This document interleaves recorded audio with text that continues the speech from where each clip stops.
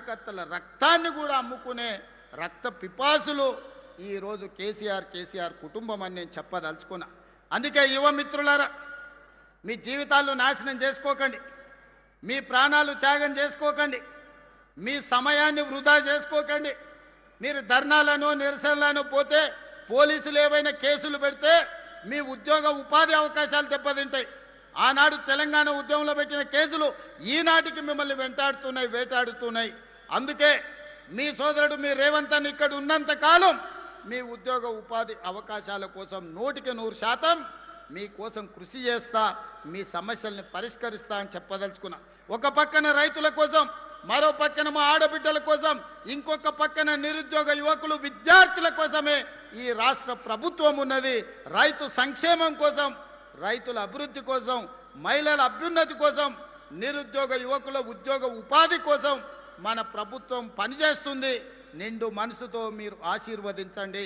అదేవిధంగా నిన్న మన వాళ్ళు మాట్లాడి చర్చిద్దాం, సవాలు చేద్దామని శాసనసభలో. మళ్ళీ చెప్తున్న మీడియా మిత్రులారా రాసుకోండి, సెప్టెంబర్లో శాసనసభ సమావేశాలను పెడతాను. నేను ఒక పోలిక నేను మీకు చెప్పదలుచుకున్నా. ఆనాడు చంద్రశేఖరరావు గారు ముఖ్యమంత్రి అయ్యిండు. చంద్రశేఖరరావు గారు ముఖ్యమంత్రి అయితే హరీష్ రావు గారు, తారక రామారావు గారు మంత్రి అయ్యిండ్రు. నేను ముఖ్యమంత్రి అయితే మా సుయితక్క, కొండా సురేఖని మంత్రులను చేసిన నేను. ఆనాడు చంద్రశేఖరరావు ముఖ్యమంత్రి అయితే ఆయన ఎర్రబల్లి దయాకర్రావుని మంత్రిని చేసిండు. నేను ముఖ్యమంత్రి అయితే మా అడ్లూరు లక్ష్మణ్ని నేను మంత్రిని చేసిన. ఆనాడు చంద్రశేఖరరావు గారు ముఖ్యమంత్రి అయితే ఆయన బిడ్డను ఎంపీ చేసుకున్నాడు, ఓడిపోతే ఎమ్మెల్సీ చేసుకున్నాడు. నేను ముఖ్యమంత్రి అయితే మా చెల్లెలు డాక్టర్ కావ్యను పార్లమెంట్ సభ్యుడిగా చేసిన, యశస్విని ఎమ్మెల్యేగా చేసిన నేను. ఆనాడు చంద్రశేఖరరావు ముఖ్యమంత్రి అయితే జోగినిపల్లి సంతోష్రావు సడ్డకుని కొడుకుని రాజ్యసభ చేసుకున్నాడు. ఈనాడు నేను ముఖ్యమంత్రి అయితే మిత్రధర్మంగా వేం నరేందర్ రెడ్డిని మీ బిడ్డను రాజ్యసభలోకి పంపించిన నేను.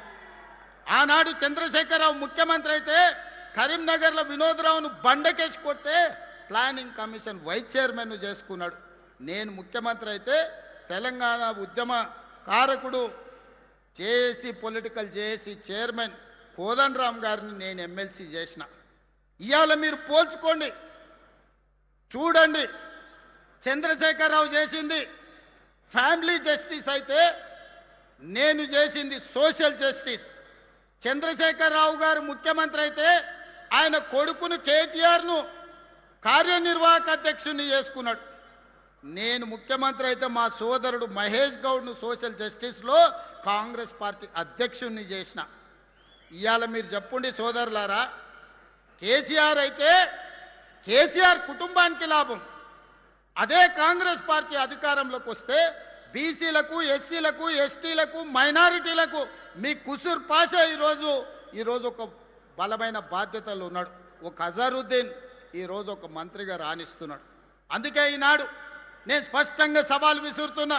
చంద్రశేఖరరావు ముఖ్యమంత్రి అయితే ఎవరెవరికి లాభం జరిగిందో అదే ఇందిరమ్మ రాజ్యం ప్రజాపాలన వస్తే ఏ రకంగా సీతక్క, కొండా సురేఖమ్మ మంత్రులైందో, ఏ రకంగా అడ్లూరు లక్ష్మణ్ మంత్రి అయిందో, ఏ రకంగా అజరుద్దీన్ మంత్రి అయిందో, ఏ రకంగా డాక్టర్ కావ్య ఎంపీ అయిందో, యశస్విని ఎమ్మెల్యే అయిందో, వేం నరేందర్ రెడ్డి రాజ్యసభ అయిందో, లెక్కలన్నీ పక్కాగా నేను చెప్తా.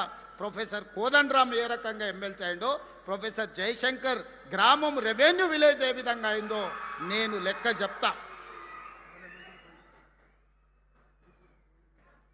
ఆ గ్రామానికి మా అన్న చెప్తున్నాడు 10 కోట్ల రూపాయలు డెవలప్మెంట్కి ఇచ్చినామని. ఆయన మాత్రం చింతమడకకి ఇచ్చుకున్నాడు. అవి కూడా ఇచ్చిండో కమిషన్లు కొట్టేసిండో నాకైతే తెలియదు. అందుకే ఈనాడు మిత్రులారా, ఇది ప్రజాపాలన. ఒకటొకటిగా సమస్యల్ని పరిష్కరించుకుంటున్నాం, మెల్లమెల్లగా కూడా తీసుకుంటున్నాం. ఈరోజు బోల్తా కొట్టిన బండిని పట్టాలు ఎక్కించినాం, ఇక పరిగెత్తించుడే ఉన్నది.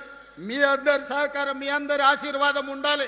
నిండు మనసుతో ఏ విధంగా అయితే పరికాలలో మన్న ప్రకాశాన్ని గెలిపించిండ్రో రాబోయే